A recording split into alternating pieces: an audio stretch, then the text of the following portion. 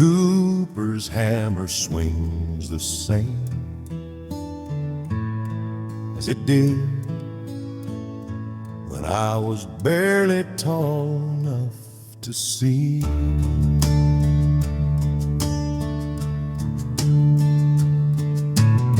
My father woke me in the blue-black dark before the rooster called the morning in.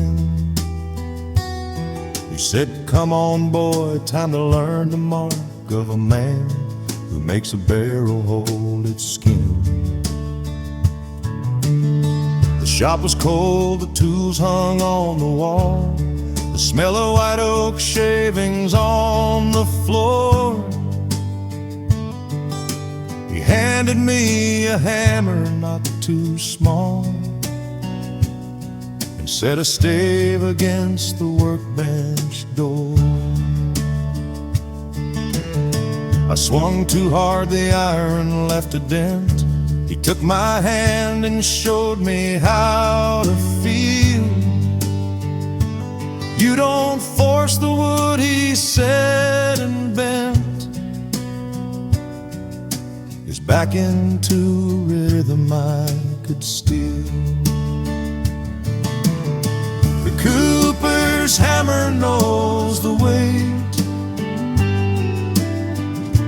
of every hoop and every stave that's bent.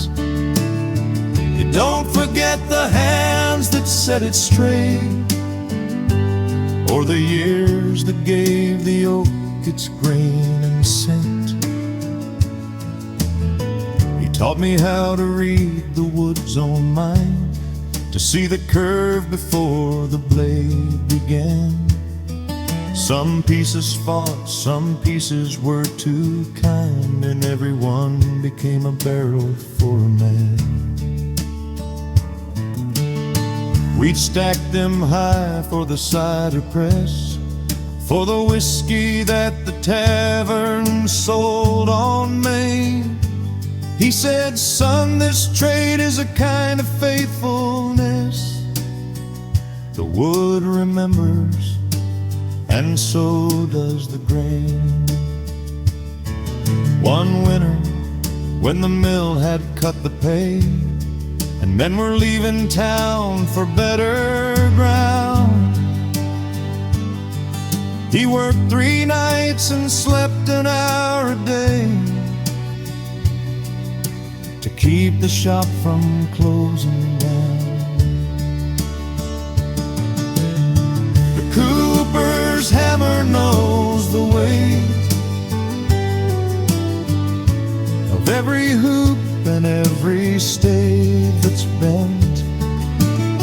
You don't forget the hands that set it straight, or the years that gave the oak its grain and scent.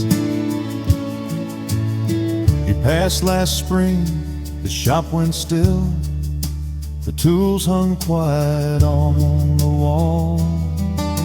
I stood there holding on to what he built, and heard his voice say, "Boy, you know it all."